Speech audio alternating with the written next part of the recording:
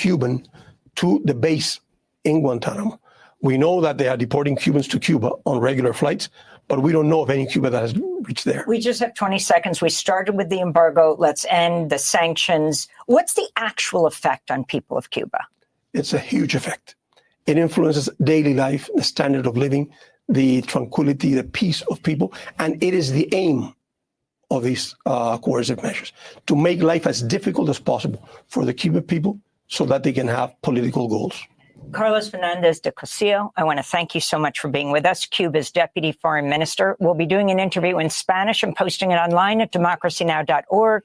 I'm Amy Goodman with Juan Gonzalez. The viewpoints expressed in this program are the opinions of the people expressing them, and not necessarily those of Fresh Air Incorporated, its staff, or its board of directors. Hi, this is Al McFarlane, host of The Conversation with Al McFarlane. You're listening to 98.3 FM, KFAI, Minneapolis.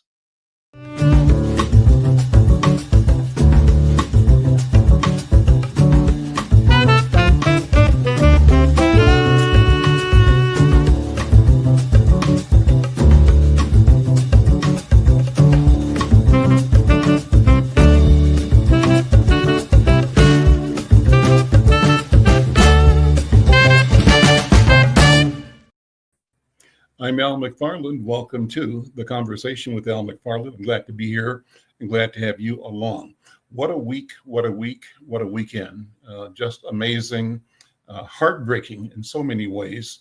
But one of the things that tests our ability to be humane, to be human, to be in community, and to move our community and our culture forward. I want to begin by expressing just condolences on behalf of all of the listeners here at KFAI and all of the people around the world who may be tuned in to what's happening in Minneapolis. We are saddened by the shooting death of a member of our legislature, Melissa Hortman, and the shooting of her and her husband, and the shooting of a colleague, a member of the Senate, Senator Hoffman. And over the course of the hour, if you have comments or condolences you want to share, drop a note in the chat. We're streaming, as well as the live broadcast here, we're streaming on several platforms: YouTube for Insight News, YouTube for Black Press USA. We're streaming on Facebook and LinkedIn as well. So wherever you're connecting, we value you and we thank you for making this a part of your day, and we want to engage you.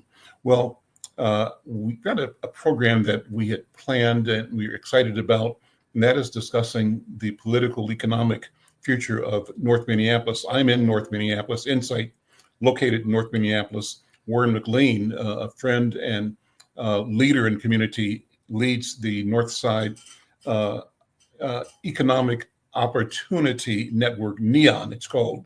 And NEON has made major moves to sort of advance the economic development of our community. Warren, good afternoon. Welcome to The Conversation with Al McFarlane. How are you doing? Doing well, Al. Thanks for having me. Appreciate this.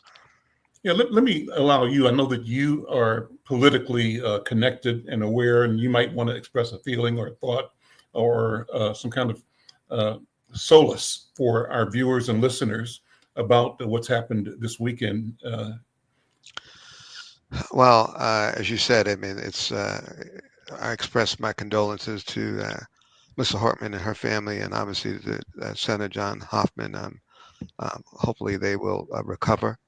I think the incident was horrific and certainly not reflective of Minnesota. But we're in a different place than we've ever been. Would like to think our community is above that, but obviously we have some outliers here.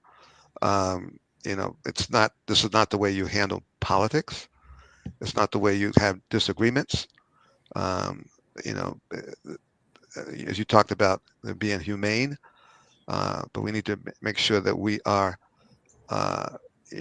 trying to work towards reconciliation and having conversations that bring us together, and not, trying to settle things in a way that is totally unacceptable. So Well, again, thank you. Yeah, thank you for those comments, Warren. You've been working in the arena of economic development for as long as I've known you. You were the head of MEDA, which is one of the robust and august organizations that has pioneered economic development inclusion. And you retired, and then you came back into the fray to lead forward NEON. Tell us about NEON, what the background is, the mission of the organization, your role as its leader, and then sort of the announcements that you're making in the next several weeks about the advancement of your work. Well, NEON's mission is to build wealth for low to moderate income entrepreneurs in North Minneapolis and surrounding communities. Our vision is to transform North Minneapolis into a prosperous, visible, highly diverse, and sustainable multicultural community of entrepreneurs. So we're excited about that. We're in the process of building a commercial kitchen called Neon Collective Kitchens. It's right next to Capri Theater. It's a 25,000 square foot facility. It's a $21 million project. And 97% of the money's been raised, and it's a debt-free project. So doing that. Also, we have a loan fund called the Black Developers Fund. It's focused on really helping early stage developers and in buying and developing properties in North Minneapolis.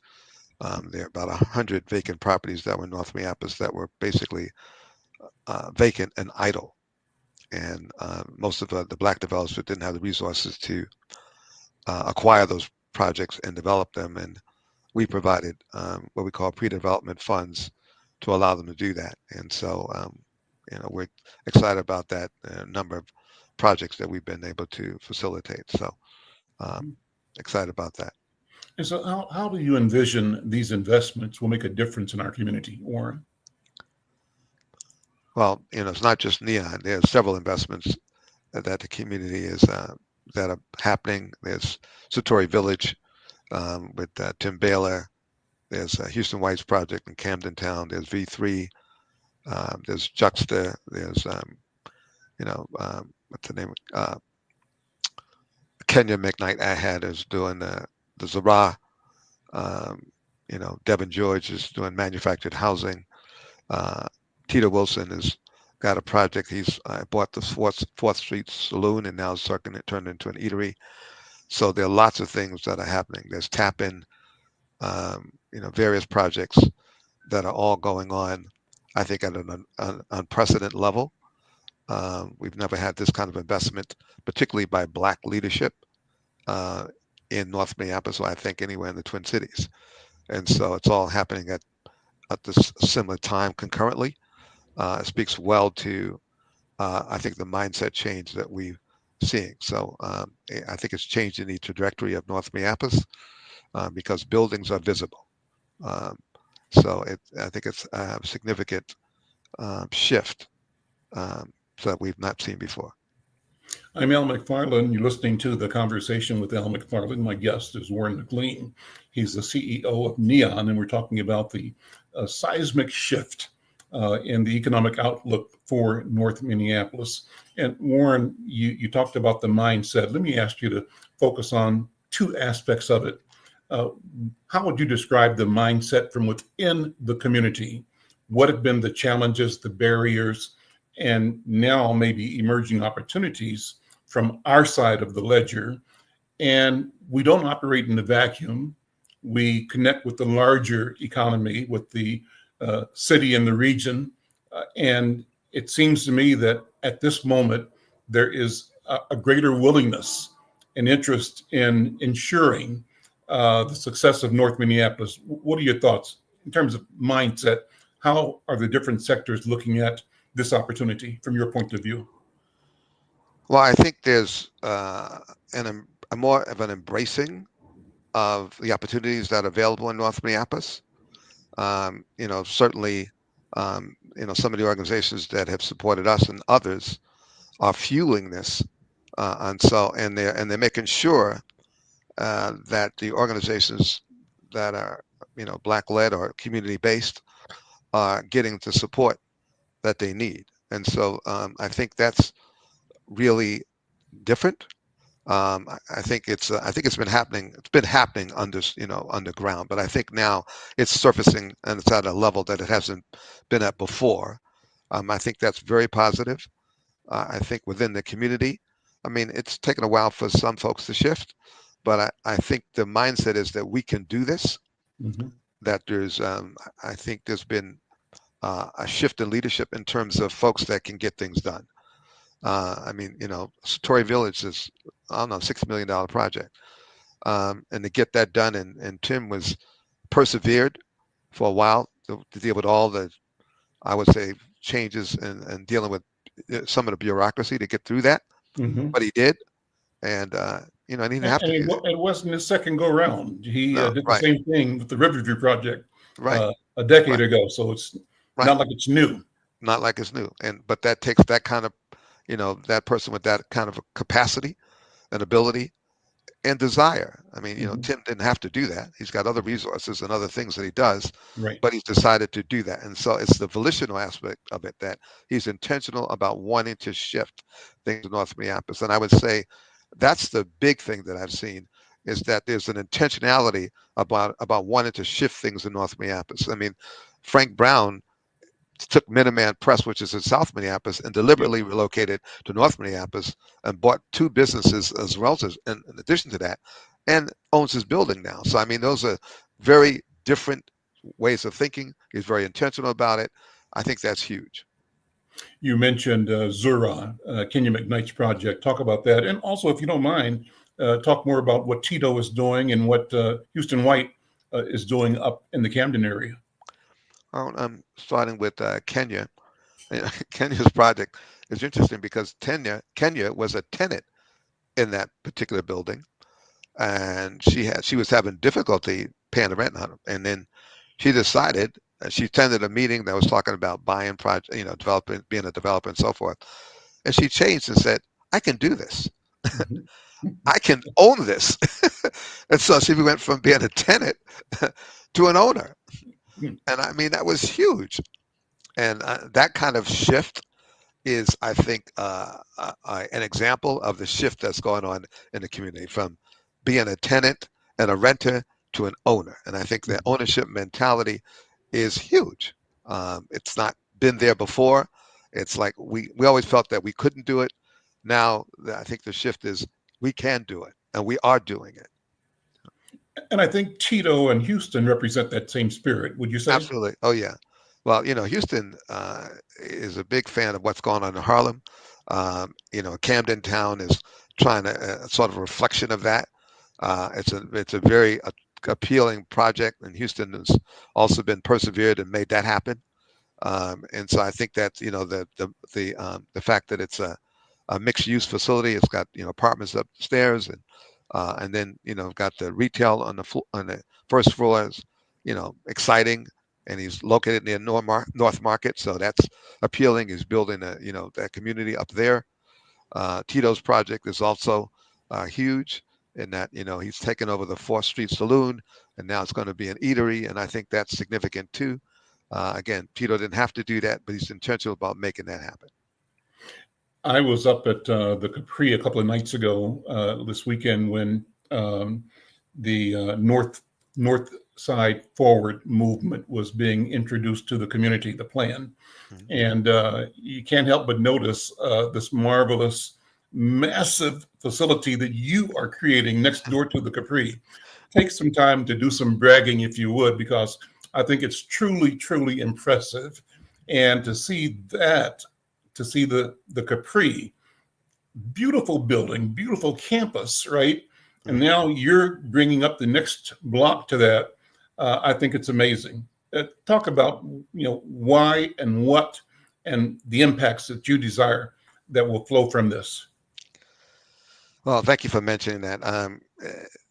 To be honest with you, in 2020, after the pandemic and uh, the murder of George Floyd and the ensuing unrest, money was pouring into North Minneapolis as it was many places. Um, And one of our funders came to us and said, Warren, you need to launch a growth campaign. You need to do it right now. Mhm. And I said, okay. Um, and we had three components to it. One was to buy our existing building. The other one was, the first was to add staff because we were taxed. We were working 7 days a week, 24 hours a day, almost 18 hours a day. And then for about 7 straight months. And so our staff was burdened at that point, and dealing with all the pressures that we were going through, we needed to add staff. The second thing was we wanted to buy a building. Third thing was we were thinking about a third leg to it. And my colleagues came to me and said, Warren, we need to build a commercial kitchen. I said, what? They said, and I said, well, 40% of our clients are in food. Hmm. And, at that time, Kindred Kitchen, which was the kitchen that they were using at the time, changed Mhm. the business model. And so Mhm. Appetite for Change changed their business model. That kitchen became no longer available. So we then decided, okay, we'll do it. We'll build a commercial kitchen. And we started out with the idea of, this is a $5 million campaign. I said, oh, okay, we'll take $1.5 million for staff, $2 million to buy a building, $1.5 million for commercial kitchen. Well, was I wrong? I mean, that $1.5 million grew to about $21 million. So to build that kitchen, and that's what we're doing now. So that's the goal. We want to make sure that we're building a productive facility for our clients and the rest of North So Minneapolis. how's it going to work? So walk me through it. What's the vision for this facility? Well, it's Is going to it help. Go ahead. well? Is it like an incubator, or is it a training facility, or is it both? Is it a retail operation? Is it a warehouse? Is it manufacturing, or all of the above? Um, well, in a sense, some of all of the above. I mean, it will be a production facility, so it's there for businesses that don't have access to a commercial kitchen. Mhm. You have to be licensed to prepare food, and a commercial kitchen allows you to do that. And so obviously you want people to be healthy, and you don't want people preparing foods in their home because there's no standards there that Right. people can observe. So that's the number one focus. There will also be a retail component to it, so they'll have four sort of food hall type things, food shops right there. So there'll be so that'll be there as well. And then we will have a classroom upstairs, so there'll be training there as well. So we have all those components there, but Neon always provides technical assistance. That's our lead. Mhm. And so we'll always be this that. And so that's really this came birthed out of that, the fact that we saw this gap in the community. And as a result of us providing TA and said, well, we need to solve it. And that's how we approach that. Hmm. Will you be moving a Neon into the new building as well, or you be in No, the building that you're in now? no. The building we're in now, we own it.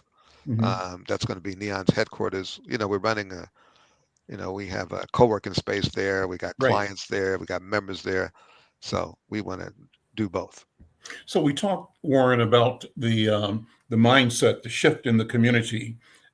This has to be accompanied by and actually both trigger and be triggered by a shift in the outside community in the overall economy as well. You've mentioned partners coming to you saying, Warren, now's the time to do a capital drive.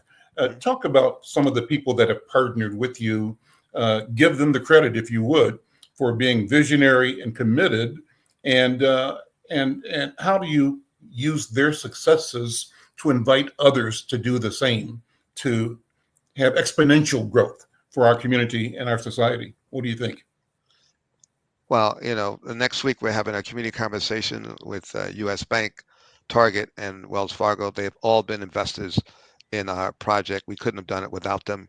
Mhm. They're significant investors in our project, but they're significant investors in Neon and North Minneapolis. So it's not limited to us. They're fueling a lot of things. U.S. Bank has supported the Northside Forward effort all Yep. the way. Yep. They've done extensive interviews from the community. They've supported that. Target has been a long time supporter of us and others. I mean, Target helped us. We painted our existing building. Target volunteers came and helped us do that. Hmm. So, and that was several years ago. So, Mhm. so they've always been involved in the community. And they also support, I mean, they support the accelerator that Meta's in. and I call it the Thor building. I know people don't call it that way, but it's the 1256 building now, I guess. Right. But Target supported that. They've always been investors in North Minneapolis. Wells Fargo is also a big supporter of ours. They supported our, invested in our commercial kitchen as well. And so, we just delighted to elevate them and give them the credit that they deserve for all the work that they've been doing. And people don't realize what they've done to the extent that they've done it. And I think we need to make sure that people get recognized for the work that they're doing, and they're kind of unsung. Nobody's, if they were to do this, they would be self-serving. I think our role is to elevate what they're doing, encourage them, and let other people know to the extent that they've supported the community. I think that's a good point, Warren. I think that too often companies that intend to do well and that in fact do deliver on their intention do it with a certain kind of modesty. And it's a corporate philosophy where you do good, but you don't brag about it. The problem with that, from our point of view, is it's done quietly, and therefore it's not immediately accessible, understandable, and available for the ripple impact that it can and should have if you are intentional in communicating and explaining the wherefore and the why as you do it. So I am pleased that you have created the community conversation, that Northside Forward and other projects have a lot more activity around explaining, exploring, examining, revealing the mechanics of building wealth and building economy. How important is that to you?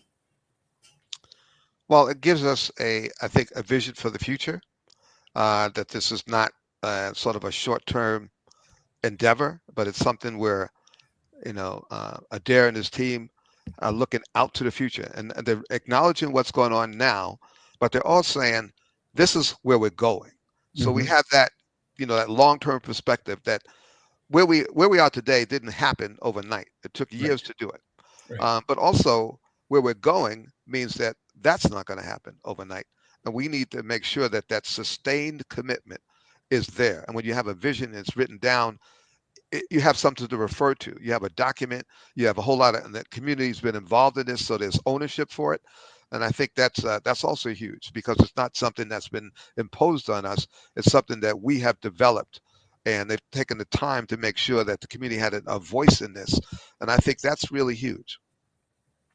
I'm Al McFarlane. This is The Conversation with Al McFarlane. I'm talking with the leader of the Northside Economic Opportunity Network. It's called NEON. NEON is an organization that was created in 2006, and the objective was to accelerate the growth of North Minneapolis's entrepreneurial community with the intention of building wealth and fostering economic vitality in a community that historically was disinvested. And the change, the reinvestment is the mission of the day. As my guest, Warren McLean, has said, NEON's mission is to build wealth for low to moderate income entrepreneurs in North Minneapolis and surrounding communities. What's going to happen at your community conversation on June 25th? What's going to be the focus of that discussion? I know it's the commitment to investing in North Minneapolis, but what will we learn, and who's going to be presenting? How do you let people know about that? Well, we'll have Greg Cunningham, which is a senior executive at U.S. Bank. We have Kira Fernandez, who's another senior executive at Target. And we have Laura Oberst, who's a senior executive at Wells Fargo. So you have the highest levels at that conversation. And they'll be telling you exactly what they've been doing. And they have the opportunity to share that with folks, that folks really understand the depths to which how they've invested in North Minneapolis. And I think people aren't aware of that, so they have an opportunity to speak to that, and people can see all the things that are occurring and get behind it. And I think that's an important thing. You want to encourage them, and I guess they just haven't had a platform to talk about that. Again, as I said, without seeming to be self-serving. So I think that's important to have that conversation elevated, and and people become aware of it. Okay, signal breaking up a little bit, but maybe it's going off through the radio. Okay. So Warren, sort of a general question about entrepreneurship, and why is it important for us to recast our image as a people to one that elevates, celebrates, and encourage wealth building through entrepreneurship? What's the reason for all of this? Well, first of all, for a black entrepreneur has 12 times the wealth of his or her peers, regardless of where they start. And then for a brown entrepreneur, a Latino entrepreneur, they have 4 times the wealth of their peers. So number one, it truly builds wealth for the individual and the community. And then, there's a book called The Millionaire Next Door. 65% of millionaires are business owners. Or I should say 65% of the millionaires are, business owners. So it's the number one way to build wealth. Mm-hmm. And it's also a way of transferring and creating generational wealth. We had one of our clients that was struggling for a while, quite a bit, but she was able to buy her home, and our son said to her, "Mom, are we rich?" I mean, because now she's bought a home, she's created this legacy. I mean, there's a shift in her own family about what she can do, and what he can do, and the possibility for fueling his education going forward. So now you've changed the trajectory of that family. And that's what wealth allows you to do. It gives you options. People with wealth, that we had a panel in April, and we had, Devin George and Tito, and I'm forgetting my third panelist, but Adair, and then Devin George talked about the block that he lives on was some kind of problematic issue, and his father said, "Why don't you just buy it?" And he did. Having the wealth to buy it changed that. Okay. And that's what wealth allows you to do. It gives you options. And he bought that block in the community. So he had the option of being able to do it. He's again intentional about developing North Minneapolis. And that's what wealth allows you to do. It For shifts. people who don't know it, Devin George owns I think I would say it's the the northwest and northeast corners of Golden Valley and Penn. Is that correct? Northeast and northwest corners, huge, massive housing complexes with retail space on the ground floor. I'm not sure if the retail is operational yet, but I think of what was there before. I know on one corner, a gas station that was defunct for 20 years. Used to be a barbecue joint there. And then the other corner, I can't even remember what was on the southwest corner. But right now, you've got a lot of people, meaning a lot of customers, amassed in a place where there's good public transportation. You're on a two main thoroughfares, Golden Valley and Penn Avenue. You're close to West Broadway, close to Plymouth Avenue, and you've got a marvelous view of downtown from that location. It's a great neighborhood, and it's wonderful to see this young entrepreneur, a resident, a neighborhood person, stepping up to say, I can build my community. And I think that the vision that you're talking about is a vision that you are hoping to both grow and inculcate in more of us so that we begin to see ourselves differently altogether. What do you think? Oh, absolutely. I mean, one of the things that we want to do is, frankly, change the culture. And the culture is one that we can be successful, that we have talent. There's a lot of talent in North Minneapolis. I mean, you got to remember, this was the home of Prince, who was one of the most successful musicians in history. And he came from North Minneapolis. Before the Mall of America, if you talked about Minnesota, the only person they knew about was Prince. So I think that same kind of talent exists in North Minneapolis in different forms. They may not be musicians, but there are other ways. And we're seeing that with our developers now. We're seeing that again with Devin and Tito and Adair and all the leadership that you see in Houston, Kenya. I mean, it's just a proliferation of the talent being unleashed with the right resources behind them. And that's, Tim. And so all of them are doing that. And it's a groundswell. that's significant because it's not just one, it's many. And so that's huge. I mean, we're creating a tipping point. Yeah.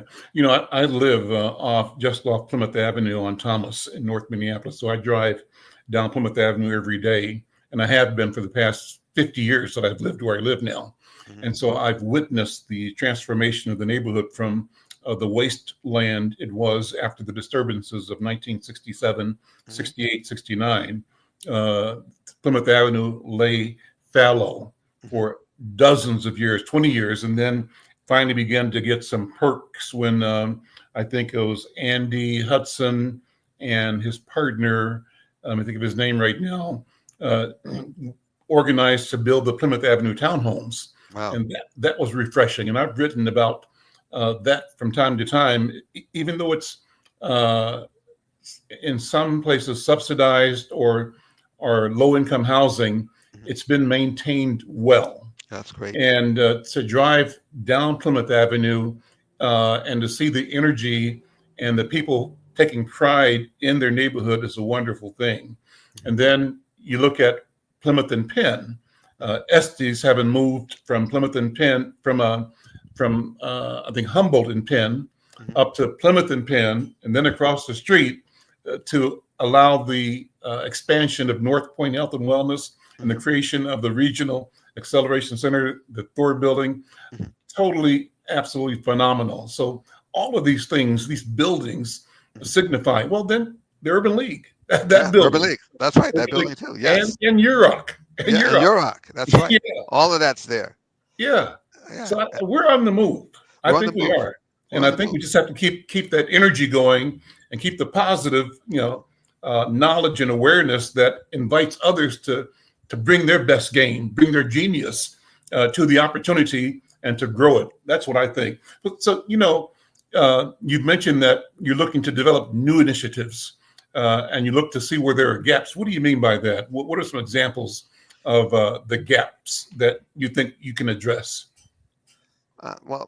Actually, I think I've mentioned them. So, the commercial kitchen was really filling a gap. I mean, that wasn't something that we anticipated doing. When I came to Neon, that wasn't even on my radar. But as we discovered what was missing, we decided, okay, we need to fill that gap. That's the role that we can play. The same thing with, right now we're expanding our developers fund with US Bank. So the fund is going to go from, we started with $1.5 million investment. We had $1 million seed investment from J.N. Rose Phillips Family Foundation. So I want to give them credit for that. And they're the ones that came to me and said, we need to launch the growth program. Sure. So we did that. And now US Bank is partnering with us to expand that fund by another $10 million. I mean, it's huge. And so, it's amazing. And they're making calls with us. I mean, they're not just saying, okay, we give you this amount of money and, tell us what happens. They are making calls with us. They helped us develop a pitch deck. I mean, so that's real tangible involvement. They're really partners with us. And that's what I want to say about all these organizations. US Bank, Target, and Wells Fargo are partners. Yep. Okay, which is really extraordinary. They're there for the long haul. They're not coming in and out. They're not making transactions. They are committed partners. And that's the other thing I want to highlight. They're committed partners. Greg Cunningham, in his remarks at the Northside Forward launch last week, opened up with a parenthetical statement saying that I had told him that when Insight started in 1974 as a magazine, our very first customer was US Bank. Then it was called First Plymouth National Bank, right, where I think there's a daycare there now. It was the Urban League building, but that started off. You knew John Warder, for example. I knew John Warder. Yeah, I did know John. Yeah. But John got me going. He's the one when I went to him. John, I'm a reporter. I'm a journalist, but I think I can run this joint. I can run the business. He said, okay, I'll be the first advertiser, and US Bank has been an advertiser ever since. Yeah. And so that's a good thing. And my job is to tell the story in a way that it encourages other banks to show up and advertise and to do business, to buy from me and other businesses that I work with to create that economy in the community. So Another thing coming up is Blue Line. Yeah. A lot of controversy about impact. But what are you all doing to help create understanding, awareness, and solution orientation in our community? What are your thoughts? Oh, that's a good question. The blue line is coming. I mean, so you just have to understand it's coming. Mm-hmm. So our role is to facilitate how can we best benefit from the blue line. And so I've been meeting with Hennepin County and Met Council for about 2 years, talking about how to make sure that, number one, DBEs get a fair shake in terms of making sure that they get a huge portion of the contracts. Mm-hmm. The other thing that we're working on specifically as well is a banking solution that allows the contractors to get paid right when the generals get paid. And that is huge. That is it's a breakthrough in terms of the willingness to see that through. We had a discussion last week with one of the members of the Met Council and Hennepin County, and the objective is to do a pilot so that we can see how that works. I mean, they're already doing that in Australia and Britain. Mm-hmm. And so we want to bring that here. Nobody's doing that here yet.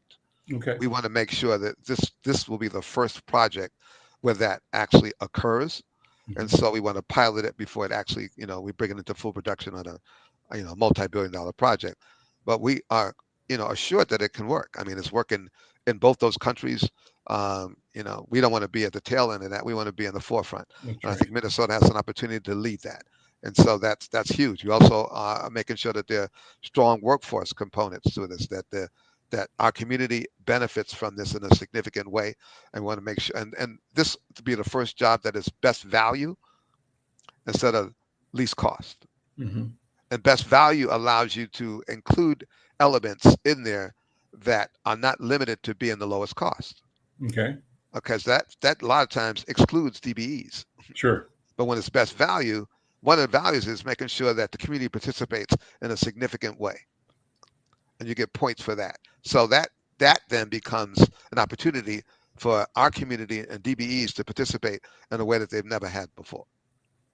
Warren, thank you so much for taking the time to update me and our listeners here on KFAI and online. Let me have you make the invitation again for people to find out about or follow or support or attend the conversation. What's the opportunity? Well, the community conversation is going to be held at Minneapolis Club on next Wednesday, June 25th. It starts at 4 p.m. It's a $75 charge, but it's a great value as parking is free, so we'll cover that. There'll be an opportunity to network after the conversation. The conversation will take place from 4 to about 5:15. Then there's hors d'oeuvres and foods served after that, and then you'll be able to network and discuss, have a conversation with each of the panelists, as well as myself and Abu, who will also be moderating. So, we'll have that opportunity, and also network with other entrepreneurs in the Twin Cities. So I think it'll be a nice facility, place where people will feel welcome, and an opportunity to, again, learn more about our speakers' companies. So, Warren, thank you so much. Good to see you, my friend. Okay, thank you, Al. Take care. All right. I'm Al McFarlane. This is The Conversation with Al McFarlane. And I really appreciate the chance to connect with Warren. I can tell you that, the work he's doing is critically important. Our business, Insight News, owes a lot to his previous organization, MEDA, when we launched Insight News way back in the 70s. MEDA was there as a training and guiding resource and an investment resource. And I can tell you that our business in North Minneapolis has also been supported by Neon. So we give kudos and thanks to the work of Warren, McLean, and all the partner organizations that are focused on creating entrepreneurship and wealth building in our community. Well, he started off talking about the issues of the violence over this weekend. I talked to Keith Ellison a few minutes ago, and I want to play a part of that conversation. We may be being joined as well in a few minutes by State Representative Esther Agbaje. She was also, as was Attorney General Keith Ellison on the list of people that were potential targets for the man that has been arrested and charged with the murder of Representative Melissa Hortman and the attempted murder of Senator. I'm having a moment here, but let's do this. Let's listen to this brief interview with Keith Ellison, and we'll come back in a second with other guests. I'm Al McFarlane. Keith Ellison, this is The Conversation with Al McFarlane. Go ahead, roll it. Minnesota Attorney General, thank you for being here. Oh, great to be here. What a sad weekend. Oh, yeah. And with the loss of an excellent legislator, the attempted assassination of another, a family member lost, another family member wounded. The nation and the state are shocked. Your name was on the list of potential targets of this person who's been arrested in connection with the shooting deaths of legislators this weekend. What's on your mind? Well, what's on my mind is my dear friend, Melissa. She truly was a wonderful lady. I met her before either one of us were in politics. I met her not too long after I met you, Al. I mean, I was at the Legal Rights Center, and she was at Legal Aid, and she and I was representing this woman on one matter, and she had her on another matter. And the matter she had this one client on was a tenant's issue, where the tenant was a victim of discrimination and abuse and and harassment, and she ended up winning like a $400,000 settlement for this lady. Okay. And at that time, it was one of the most remarkable outcomes for a person who was being the victim of a landlord like that. And so we got to know each other because we both represented the same person on a different matter, doing different matters. And so then I knew that here's a tough young lady with a great smile. I knew she'd be successful in politics, and we end up in the state legislature together, and we spent time there, and I knew she was going to rise. She ended up being the speaker. I went to Congress, but there was more than one occasion, Al, when I would say to her, "Hey, Melissa, you'd be great at this. You should run for the 3rd congressional district." And she's like, "No, I'm going to stay at home." And no, I hear you, but I'm just going to stick around and, build my career here in Minnesota. And so she really loved the state of Minnesota. She loved doing state politics. She didn't want to be far away from the people who she represented, which would be necessary if she were to go to Washington. And I'll never forget, just recently, within the last few years, she led the fight to make sure that we had paid family medical leave, that we had universal children's meals, that we had universal, the only qualification for you to get a license would be to show that you could drive a car, and quite different from the previous way. She was great, man. She was fought for the child tax credit. Make sure that we eliminated child poverty. She was just outstanding, and in every way I can think of. And she was a great ally. In fact, the last time I shared an checks exchange with her, she was actually on vacation with her husband. I wanted to talk to her about my budget at the AG's office, and she said, "Hey man, I'm on vacation. Can I call you on Monday?" I'm like, "Sure." I said, "Send me a pic," and she sent me this lovely picture of her snorkeling. She's smiling ear to ear in a beautiful blue beach, water, and Sure. And that's the way I'll remember her. She's just a good spirit, man, and a good person. Senator Hoffman, what's your relationship with him? Great. I mean, I'm so glad he's hanging on. I'm so sad he got shot down like that along with his wife. Senator Hoffman is a real champion for just about, every good issue, but in particular, he's outstanding on the rights of the mentally ill. This guy is really tireless when it comes to fighting for people who are struggling with mental health issues, He believes in dignity for people as they're going through the process of recovery. He's been really a champion for like people, a lot of times when you're found to be mentally ill and incompetent, you're in a jail situation Right. when that diagnosis happens. And he's been outraged because people should get direct care and treatment as soon as possible. And he's been really upset about that and has really made everyone in the whole state focus on that issue. And I'm glad he did, because, if you're suffering from schizophrenia, you don't need to be in a jail. You need to be in a treatment center, and he made that issue a real priority for himself and all of us. So what do you think? What have you learned about Vance Bolter? What's your assessment?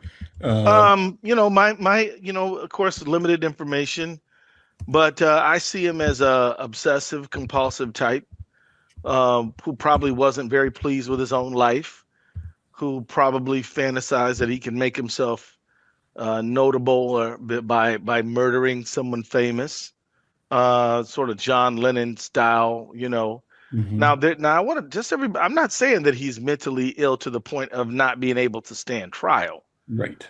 There's a lot of people who deal with mental health issues who are perfectly sane. Depression, anxiety. There's a lot of mental health issues that would not render you unable to participate in your own defense and understand the nature of the situation. I mean, you have to believe that what you're doing is actually not wrong. If you can form the thought that what you're doing is wrong and you're not supposed to do it, then you can be held accountable for that. And, the fact that he engaged in all this planning, the fact that he had these notes, and the fact that he only had Democrats on there, so he had a certain political perspective, all indicates to me that, he's not going to be able to survive he's not going to be able to succeed on a mental health defense. Let me break in and bring in another guest here. Representative Esther Agbaje is here. She represents me here in North Minneapolis, and she was on the list. Representative, so good to see you, number one. I'm glad you're safe, number two. And like you and all of us, I feel so sad by this train of events over the weekend, horrific events that number one, for those human beings, those servants that lost their lives for no reason, no good reason, but also for the environment that we're in now that somehow makes this stuff seem more normal. Unmute if you would. And thank you for being here. Give me your thoughts, and thanks again for being here. Yeah, thanks, Al. Always great to be here. It's just unfortunate under these circumstances. I think the events of the weekend were tragic. We all woke up to a flurry of text messages that there had been a shooting. And at the time, we knew that both Senator Hoffman had been shot along with his wife and Representative Speaker Melissa Hortman. We didn't really know her condition for a while, but once we found out that morning that she had been shot and killed in her own home, I think we were all distraught.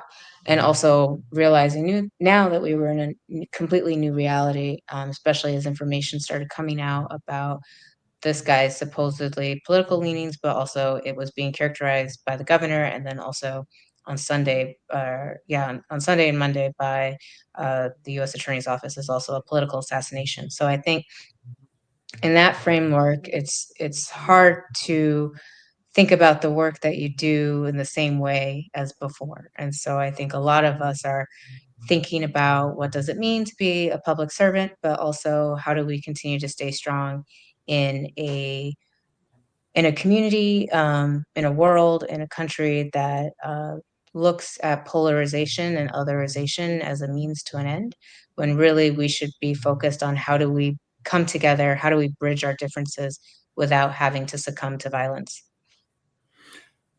When you found out your name was on the list, what was the first thing that came to your mind? What did your mom and dad say when they saw that? I mean, I can't imagine getting a phone call saying, this is the law enforcement and we're calling you because. I can't imagine how that would feel. So you tell me how you felt and what happened. Yeah, It was quite jarring. I guess one way to think about it is that in that moment, since we didn't exactly know who this person was and what their plan was, so it feels kind of strange to know that your life and mortality could be on the line. And so I think that that was a couple of thoughts that went through my head. Over the course of the weekend, I've had to engage with that trauma and figure out what that actually means. And there were a couple of points throughout the weekend where I was genuinely scared and afraid. But Tell me about that. Tell me, what do you mean? I think, when someone tells you that you are on this potential list of someone who was targeting Democrats and targeting state leaders and state legislators, you sort of think of like, well, what would have happened if that person had come to my own place, had they had violated my own safety, and my own trust in that way. And so I think you sort of go through these what if scenarios if that had happened to you. I am very thankful though that, you know, he was caught or disrupted early and then caught later. And I'm also really thankful to the support that we received from the city of Minneapolis. I also spent time with my cousins that weekend, and the police department in their town was very on top of everything. And, they provided us a patrol officer outside their house, and they kept in touch with me about what was going on. And so I'm just really thankful that I had support of friends, family, community members to be able to feel safe over the course of that weekend, even in the moments when it was quite terrifying to know that you potentially, or that I potentially could have, faced that person. And I'm just so glad that, even though we unfortunately lost Melissa and her husband, I am glad that the police had stopped him from committing any more harm. So there's another connection. You represent North Minneapolis, and this gentleman, this man, the alleged assassin, had a North Minneapolis connection. Yes, we found out that he was renting a place up by 49th and Fremont, which is a little further away from where I am, but still in the same Yeah, neighborhood generally.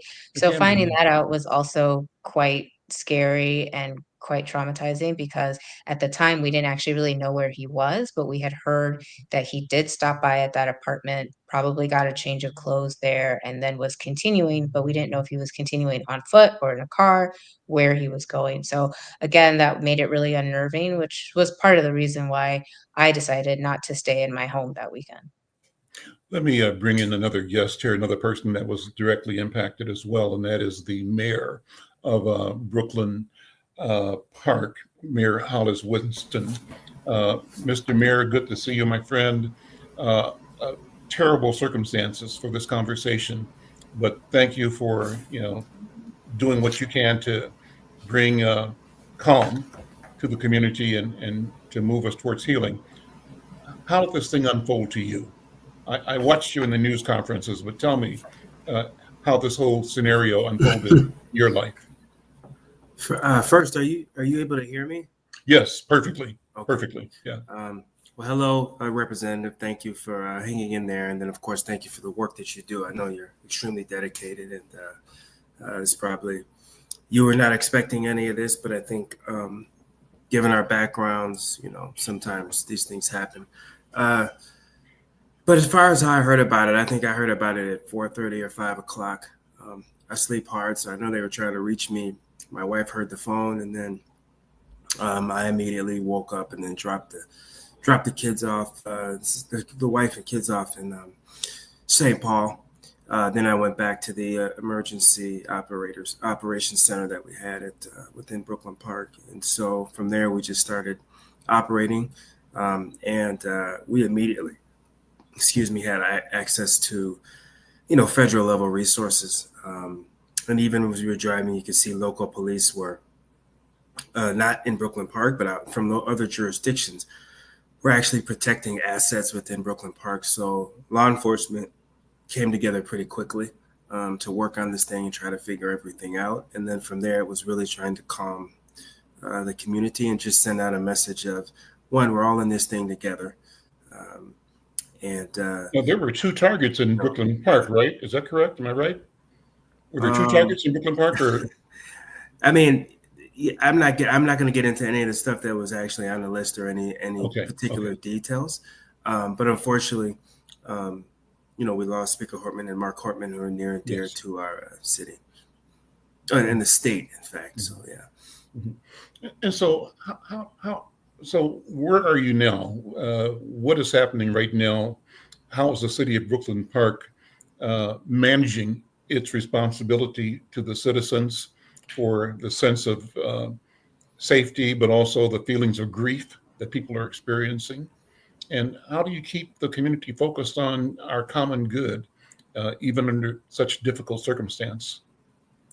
Yeah, I think there's a couple tracks. One, right? Like one, a lot of us have been just going out and local folks have been going and doing some media and just putting people at ease in terms of our role in Brooklyn Park. I think the important thing for folks to remember, and generally people have paid attention to this, right? But don't spread misinformation.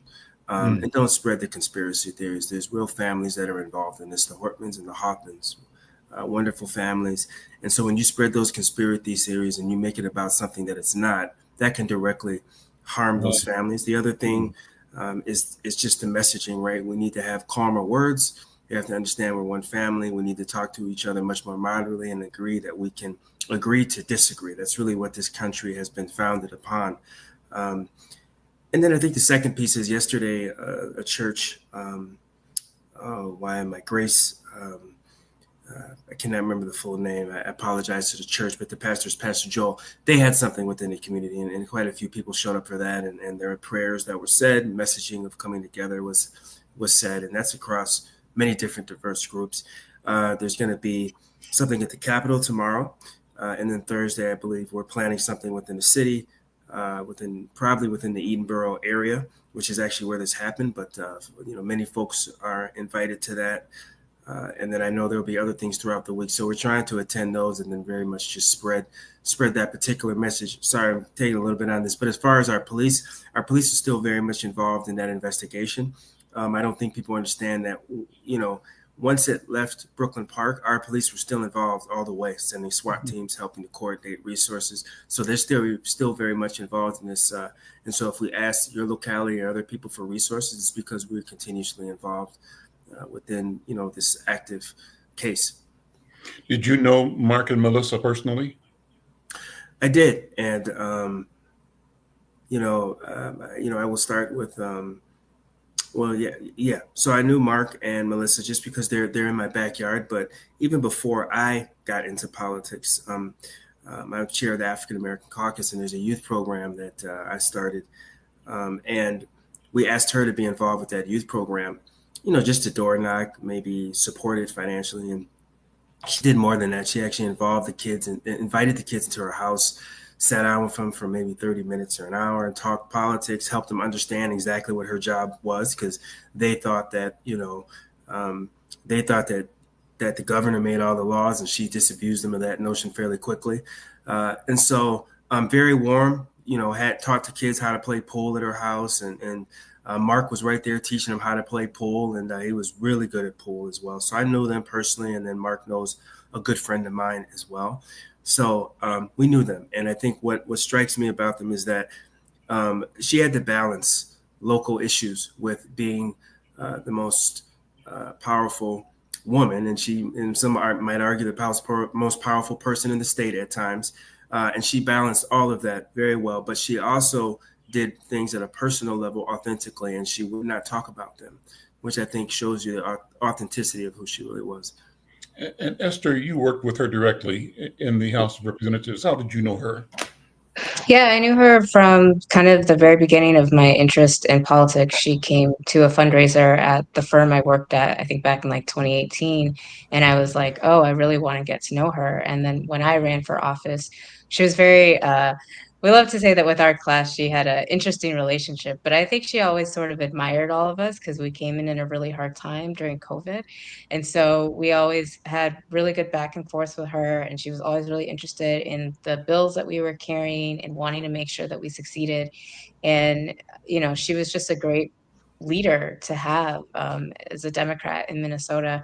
And she sat behind me on the House floor this past session. And so I always got to hear a lot of her comments, some of them a little bit sarcastic about like what was happening on the House floor. And I'm just going to miss just having her around and having her as someone to bounce ideas off of, and someone who was really focused on people and really focused on making sure that the measures that we passed would actually benefit Minnesotans. And that's something that I always admired in her leadership. And so she will be severely missed in the House of Representatives for sure. But I also know that she will also be missed by her family and friends who knew her much more personally. Representative and Mr. Mayor, we're out of time. Thank you both for being here. I'm Al McFarlane.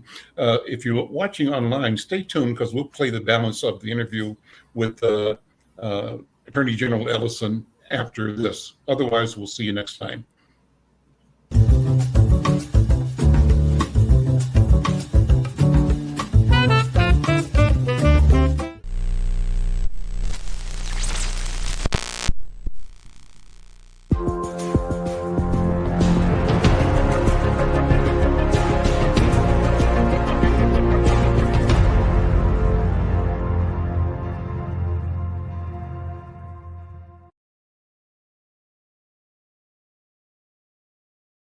Does a disservice by putting this series of incidents in a national, broader context. To me, the political environment is poison. Yeah. Poison from the top. Well, I mean, think about this. The president of the United States is not called the governor yet. Mm-hmm. And I don't have any information that he's called anyone else. The decent thing to do is to say, hey, look, I think he said he's not going to call the governor. Right. Helen Axel said he thought it would be a waste of time. Well, I mean, if he understood his job, he'd know that he was conveying condolences on behalf of the American people to the people of the state of Minnesota, if he understood his job. But I'm not sure he doesn't understand. I don't think Trump's problem is that he doesn't understand. I don't subscribe to the school of thought that Trump is dumb. Mm-hmm. I think he's actually very smart. And I wouldn't say he's unusually smart. I'd say he's at least average intelligence. But what he does is he makes morally bankrupt choices, mm-hmm. Out of greed and egotism and selfishness and things like that. And so that's him. You know what I mean? We do live in a very, very toxic environment. Senator Lee of Utah making crass, ignorant, completely insensitive comments, and then Senator Smith had to confront him about it. People on your show people listening to your show probably heard about that. But the bottom line is, you cannot become what you condemn, and then think that somehow you're operating at a higher plane. So I'm not going to go tit for tat with these people. I'm going to say that this is wrong, that all life is precious, that any political murder is wrong. We condemned it when it happened to Trump. And so we're not going to sit around and act like, we don't like him. So, we like these people, so it's bad if they get killed, and we don't like them, so it's good if they do. That's wrong. That's not even teenager thinking. That's I don't know what that is. But the mentality that would tell you that it's okay to sort of like laugh about and make light of the death of a mother and a public servant and a wife and a wonderful person. I don't know what psychology would allow a person to do that, particularly call themselves person of faith, person who believes in basic core morality. And I know Mike Lee considers himself a moral man, and I know Trump probably considers himself that too, and yet they feel comfortable doing what they're doing. So I'll just say that our country has to rise above this. It's our responsibility to call our country to a better place. I believe that we have to stay committed to the discipline of nonviolent social change, even in the face of this violence, and that we need to double, triple, quadruple the number of people participating in opposing this Trump regime, which is exactly what it is. and call out the fact that it is this toxic rhetoric that he is spreading that is contributing to this sad situation. I mean, you think about a guy like Franklin Roosevelt, who's trying to actually calm the country. The only thing to fear is fear itself, right? So here's a president trying to calm the nation. Barack Obama singing Amazing Grace, trying to heal, soothe the nation. Trump knows nothing of that. I mean, all he does is just, Agitate. just agitate, Instigate. yeah. Yeah. Listen, you showed up at the rally at the Capitol this weekend, despite the call from a lot of leaders for the safety's sake in face of the unknown, Right. asking people to stay home. What did you feel? Why did you show up? What did you say? Let me close with that comment from you, if you don't mind. Well, let me just say I was very glad that the governor did not show up because he was busy trying to find this killer. He was working with all of our law enforcement agencies doing that, and of course our lieutenant governor is second in line to the governor, so she needs to stay in a place where we can ensure her safety. But I felt that given that they would be in a place where they could continue to do the hard work they were doing, the critically important work they were doing, I needed to at least be there with the people because I knew the people were showing up. I knew the people were showing up. I knew the people were going to be out there, and I didn't want them to be out there without somebody who they have elected. And so I just thought it would be important to, again, try to provide some comfort, give some perspective. I wanted to tell the people what a wonderful person Melissa was. I wanted to tell, because probably many of them saw her on TV, but they may not have known what a truly genuine person she was. So I went there to share that message. And I also went there to talk to them about martyrs. Because I shared a story about Martin Luther King. So Martin Luther King, as you know, and you're a very good student of history, as everybody knows, he was killed on April 4th, 1968. The night before, he gives the famous mountaintop speech where he says, I may not get there with you, but I've been to the mountaintop, and I can tell you we're going to get there. We're going to get there as a people. We're going to get there. And this speech, which is my favorite, and I got a lot of favorite King speeches, and I studied King, and I've read all 5 of his books and numerous books that were written about him, and I listened to his speeches. I know I'm a amateur King sort of scholar, that's my favorite speech of his. The next day he goes out, he's at the Lorraine Hotel, and he's gunned down, murdered. And he went there to stand with and march with striking sanitation workers. People who were so severely oppressed and abused by the Jim Crow system and underpaid that they had to carry signs saying, "I am a man."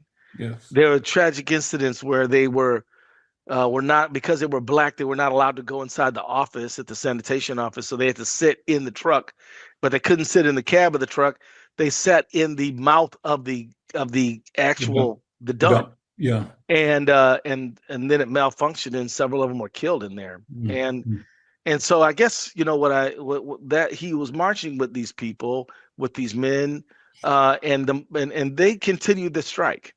They understood that even though we lost our hero, our martyr, Martin Luther King, we couldn't stop the strike. In fact, that it would be a disrespect of his memory to stop the strike. The strike had to go on, and they won that strike. They actually won the strike.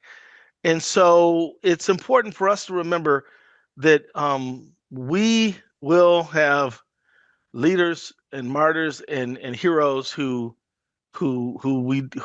don't see the fight all the way to the end because in God's wisdom they were taken out of the situation, off the scene, but their inspiration stays with us, and so for the spirit of Melissa Hortman, I pray that everybody continues to stand up in this pro-democracy movement and converts this moment into a movement.